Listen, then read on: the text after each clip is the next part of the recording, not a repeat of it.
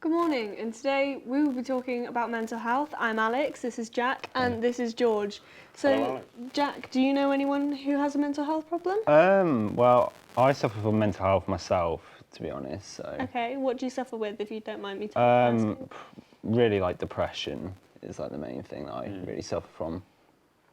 It was all like it's mainly sort of started like over like the sort of summer holidays. Unfortunately, like I lost my friend during these 6 weeks off, so it really sort of damaged me sort of mentally. And it's sort of like when you lose someone that you've sort of seen as like family and you've been with like every single day. Yeah. It just doesn't feel the same when you go back to sort of normality. I really sympathise with that.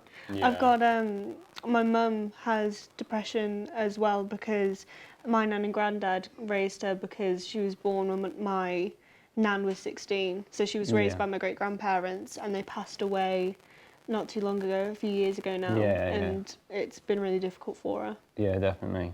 I see why. What about you, George? I don't suffer it myself, but a lot of my friends do. I think, to be honest, a lot of teenagers do now. Even if it's not written, even if it's not diagnosed, it is a thing that affects a lot of people, I think. You know, it's not... A lot of people are talking about it now, which is very good. It's very true. What were you going to say? Yeah, well, it's just like the whole thing that a lot of people suffer from it, and then there's like so many people that sort of hide it. Yeah. And sort of like it is shown now that mental health is so hidden that people can go in someone with like a smile on their face, but inside they could be sort of tearing apart. And it's like, it's the sort of thing that I do. Like, I don't want to show myself as being sad and depressed. Like, I'd rather be happy and like sort of make people laugh instead of actually being all moody all the time. I think in some ways I don't know, I think maybe like 5-10 years ago, people, I think one of the reasons people don't talk about it is because it can be seen as like attention seeking. Yeah, definitely. So there's the whole kind of self-harming thing, and you don't talk about that because it is, and we know there are people who do things like that so like there was someone in my school who cut themselves here, and they were posting about it a lot, they were being very, they were telling a lot of people, and then you kind of think, wow, how true is it? But then there are a lot of people who don't say anything because they're scared that's the way they'll be seen. So it's very hard to tell. I had a similar situation in my school. There was a boy who seemed quite open. It seemed like he had depression, and I don't want to say that he didn't, but he somehow convinced one of my friends to help him write his will because he had said that he was going to commit suicide, and then she found out that he was lying about all of it, and he just wanted to spend more time with her because he had a crush on her. And that was his only reason for it. And he said that he wasn't actually thinking about suicide, and he just did it for the sake of it. Yeah, I think because it is being talked about a lot more now, it's very easy to, if you see people almost sympathising with it, you see people going, oh, actually, we're all... And I think it does affect a lot of people. I think everyone's felt depressed at a time. Do you know what I mean? Yeah, whether definitely. it's long term, whether it's, not long at all. But I think we all feel that at times. And I think depression is kind of that, but it's always on alert and it's always kind of at the front of your mind for a long time. And that's what's bad about it, is because it's for a long time. And I think as well, even just as a teenager, you know, the whole idea of being in a very crowded place, there's a lot of the things with parents, which even if you have nice parents, I think a lot of teenagers, I know I find sometimes there's a lot of pressure for your parents, for grades, for, to kind of always be happy, because maybe it was so long ago they can't put themselves in your shoes. So I think it gets played off a lot as, oh, they're just teenagers, oh, they're just miserable, where really...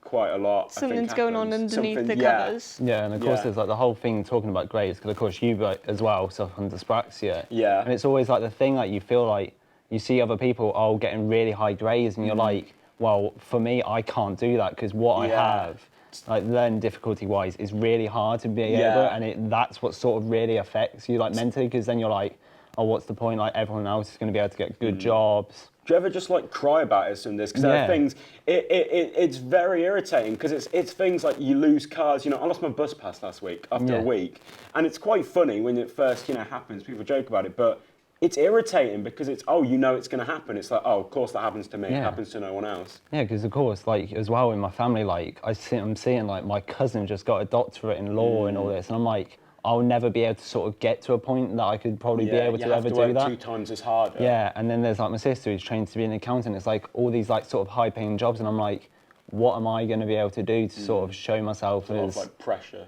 Yeah. And I can sympathise with the fact that it must be really isolating because you look at everyone else and it's very comparative. One of my best friends has dyslexia and also has dyscalculia, and she failed her maths in her GCSEs and she knew it was going to happen, but luckily she would come to me and the rest of our friendship group and just cry and just say, you know, I'm really struggling. And so I think it's really important to have at least someone that you can cry at. Yeah, exactly. Because that's what I had with my mate. Like, he would be the person I could go to, talk to my feelings, and like, it's like, oh yeah, he would go, all right, you can do this helps, because he sort of suffered from the same things and he knew sort of ways to help. And it's now like, of course, now he's gone, it's like, I don't have that person. Yeah. And like, people go, oh, it's easy to find someone else who can sort of do that. Yeah. And it's not really that easy, because you have to find someone that you can really open yourself up to and like think that they're not going to take the mick out of you. Yeah, we were saying that earlier, weren't we? There are a lot of kind of people who maybe they don't mean to be quite insensitive. I think a lot of people don't understand it, and sometimes it can just feel. A lot of the times you try and speak to someone and they always bring it back to them, and it's like, I'm trying to tell you something here, I'm trying to, do you know what I mean, say how I feel, and you don't care, and it feels like that a lot. Yeah, because of course there is certain ways like you can talk to people, because the majority of things that people go through, but then like this sort of thing that I've gone through, it's like you can't really talk to anyone. Yeah. Because like no one really goes through it, and it's not like something that everyone goes through, and it's also, it must be really difficult to find someone who doesn't make it about themselves, and obviously it must be difficult to find someone who doesn't say, oh, I get it, because no one will ever experience it the same way you do. Yeah, exactly. And it's difficult to find someone who wants to understand what you're going through so that they can help you. Yeah, because it's like, even when, like, of course your parents are there to support you and all this, but then they're even there like, I don't know what to do because they don't know. And it's just so hard, because of course, like, I'm going through, like, I knew my mate since I was like 4 years old, and it's just like, you know, I grew up with him and then I sort of lost touch and then came to college, and it was just like, we went back to like the way we were as like kids, and it was like, you did all that, and it was like talking, and we were talking every day, and it was like the day when I sort of realised something was wrong, like the day before, because I found out the day after he unfortunately passed away, and it was like, I was looking and I was like, I was sending God knows how many messages, I was sending like 20 messages an hour saying, please tell me this isn't you and all this, because I've been seeing all this. And then I got a text off one of the other people that were there on the night that he took the drugs, and that caused him to go into cardiac arrest. And they were like, unfortunately, Vicarius passed away at some point last night. So I was just there, like, it was just there, like, no one was at my house at the time, everyone was at work. And I was just there like, what do I do now? I haven't got anyone. And it's just, I'm just broken, really, and it's just not really been the same. Like, I try and, like, one person that really makes me feel happy again is his mum. I go and see his mum as much as I can. Yeah. And she shares sort of memories, and it's sort of, that's what sort of sometimes lights up my day. Yeah. And that's sort of like, if you can, because of course she knows what I'm going through, and that's sort of like a good thing, but. Yeah, I don't know, I think, because it's not a thing that many people experience, I don't think, and I think, you know, people's like family members die, but it's not the same because they are so young and and I suppose it's different as well, isn't it? Because with older people, you kind of not accept the fact, but you kind of know deep down that it's going to happen quite soon. You don't want it to, but whereas I think for you it was just a massive shock. Yeah, because like you never, like, of course you can expect like maybe like grandparents and that sort to maybe pass away when you're young. But you don't expect someone like that's your best friends and all that. Yeah, you kind of get into a routine of seeing them every day. Yeah, like I saw them every day, and it was just like the sort of thing we would like go out somewhere and like take photos or something, and it was just like little things, and then you like, I sort of see those areas now, and I'm like, I don't want to go there. Yeah. It's like we went there, and it's not the same. Yeah. And it's just so many things. Like, 'cause of course we went everywhere. So it was like I like for about the first month I didn't leave my house, apart from going to work. it was the only time I would leave my house just to go to work. Other times I was like, I don't want to go anywhere because I don't see the point because he's not here to do anything with, so what's the point? Well, thank you so much for opening up, and I really appreciate that. That must have been great, really difficult. Yeah. Thank you Yeah, as well. thank you both for listening as well, yeah.